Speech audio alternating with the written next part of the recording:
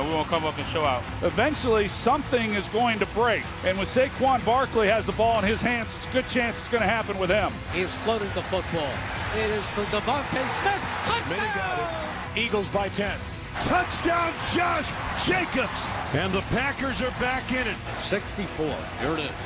And this game belongs to Philadelphia as they win it 10-7. First thing Jeff Saturday said this morning was it felt like a playoff game at Lambeau Field. And based on the Eagles winning, look at how bunched up the standings are now in the NFC. Less than 2 games separate the Eagles, who are at the top, from the Packers, who are the 7th seed.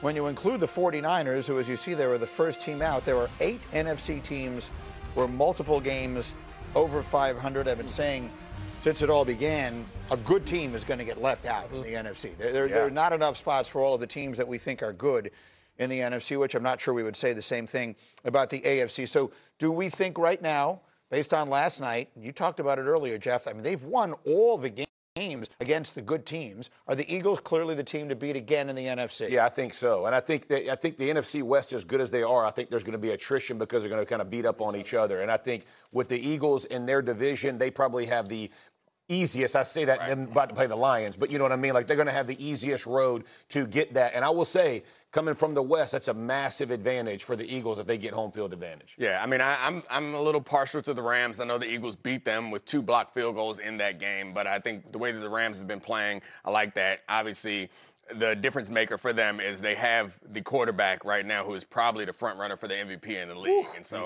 I'm not going Stafford, I'm really not going out on a limb and picking the Rams the way that he's playing with a healthy Puka. And I like Seattle right now. And I know you can bring the question marks about Sam Darnold, how he finished a year ago in Minnesota. But what I love is how this team wins games. When you talk about winning in the playoffs, getting to the Super Bowl, being able to get under center and run the football and then play action, the way they're throwing the ball to Jackson Smith.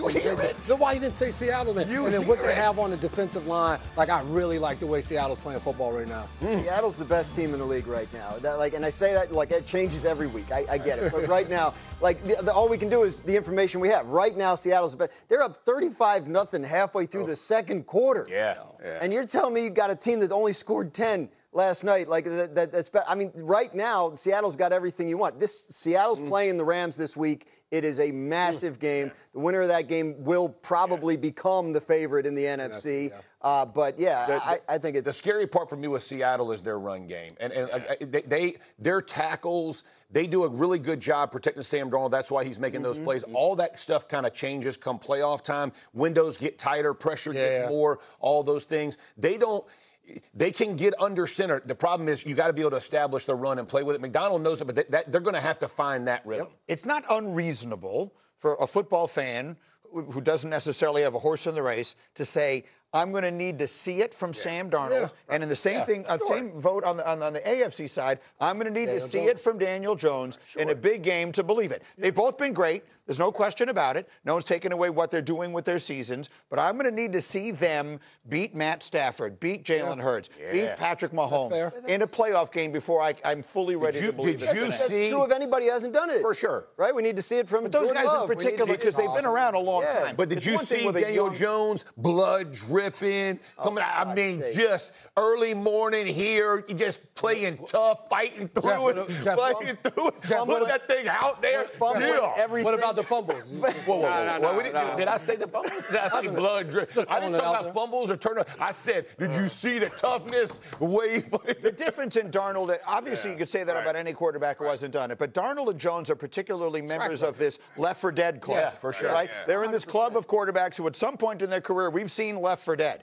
And so, you know, when they are reborn, and you assume that a lot of these games in the regular season are different stakes. And when you have it, even last year when Sam Darnold was playing his best football, the 2 final games of the season were playoff-style games. One was actually a playoff game, and they're really bad situations. So, and you could say the same thing about Daniel Jones, except he went nuts in his one playoff game. But this year, he's had a couple of tough games, and this last win was another tough game. We know that the way that you want to win is not going to work out for 4 playoff games in a row. That's right. So they're not going to be able to ride Jonathan Taylor the entire playoff. There's going to become at least one game where Daniel Jones is going to have to black out, and that's the question: is he capable of doing that or not? Yeah. All right, we'll find out. It's not an overreaction to say the NFC is loaded. Speaking of overreactions, let's do some with Dan Graziano as we do every Tuesday. Graz has this column, as always, on ESPN.com. Let's start with this one, Dan. Is it an overreaction to say the winner of Sunday's game in Denver, Chiefs-Broncos, will win the AFC West? It's not an overreaction. Look, if the Broncos win it, they're up 3.5 games on the Chiefs going into their bye. And yes, the Chargers are in this mix. I'm suspicious of them holding it together with their offensive line issues. So if the Chiefs win this game, they're a game and a half back. They've won the division 9 years in a row. Denver's going to have to go sit on that through their bye, and the Chiefs would be able to hit the gas, I think, and finish it off. I mean, when last seen, the Denver Broncos, while winning, were being booed off the field in their own stadium. Are we buying Denver here? I mean, that defense is incredible. So we certainly buy the defense, and we trust Sean Payton. I think the issue with Bo Nix is the offense is we're going to throw screens and we're going to throw bombs. And, when the opponent stops that, we don't have any other kind of technique offensively, and that's the concern. And both can be inaccurate. Screen can be inaccurate. Deep ball can be. And I'll say this: I'm not counting out the Chargers. Like when they're 3-0 in the division, I understand their O-line stuff, but they've already. Yeah. Why would you need healthy O-linemen? They're overrated. No, they'll get. Harbaugh's going to foul might have been written before the Charger game.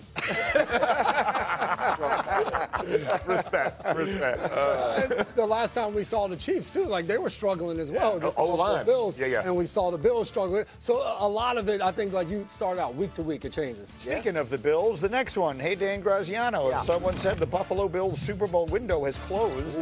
Is that an overreaction? Of course it's an overreaction. It's a classic overreaction to Buffalo's worst game of the year, which came 1 week after Buffalo's best game of the year, which was a victory over the Chiefs. We're not going to judge anybody on their worst moment or probably their best. Buffalo has shown that they're going to be there in the end. They've shown that they can get the defense in shape in time for the playoffs. As the season goes along, I think this is still an organization that we trust with an elite quarterback. Jeff, why are you making that I'm nervous. I would have liked to see them pick somebody up at D-line. I understand, and I do trust McDermott. They've done a great job of getting that.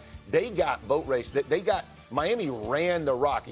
That's the one thing you cannot tolerate, especially coming to playoff football, that the Bills got run that much with. Shefty said they were in it for Quinnen Williams, and the Jets just wouldn't trade him within the division. That might have been a big difference. J-Mac, you did that game on CBS, the Dolphins and Bills, this weekend. What did you see? And I have some concerns as well. And Brandon Beane was as disappointed as anyone that he didn't get anyone at the trade deadline. But when I look at this game, this is down the first time they've really had a drive. They got down in the red zone. This is in the third quarter, down 16-0. The Dolphins are going to come with an all-out pressure. For Josh Allen, you're trying to find your best matchup. He's looking to the left side of the field. Look up top. Keon Coleman is one-on-one. The reason he's not going there is because he doesn't trust the guy.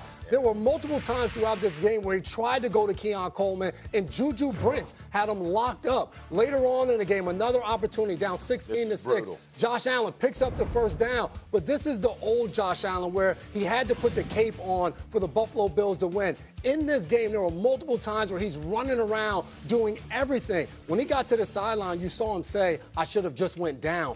But he felt like he couldn't because he feels like he has to do so much because the wide receiver position isn't showing up other than a short pass to Khalil Shakir. And then on top of that, Dalton Kincaid got hurt, a hamstring in that game, and he's the one guy that can get down the field vertical. I mean, I think the question asking if the window closed is obviously premature, but I don't have faith in the Bills because of the Bills as much as I have faith in the Bills because the rest of the AFC. There's no one really running away with it. And you got Josh Allen, and to your point, they have a defense that has proven that they can put it together enough, but that's always, year after year, they're injured and they still put it together enough. But right now, you look at this team, it's I don't know how they're going to fix this defense. They have some good players. They lost another defensive best thing for them, they got a really good offensive line and Cook and obviously Josh Allen. But at least you can take pressure off your defense with those things. Cindy, can you leave those numbers on the screen a second? Am I the only one who notices the Patriots aren't on that list? Wow. They fall somewhere below the Colts, Chiefs, Bills, Broncos, and Chargers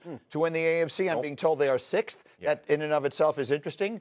There are only 16 teams. They're 6th out of that group. And don't believe that. Right now, they look like they're in good shape to get the 1 seed. All right, last Overreaction. Graziano, if someone said Jonathan Taylor is going to break multiple records this season, is that an overreaction? It is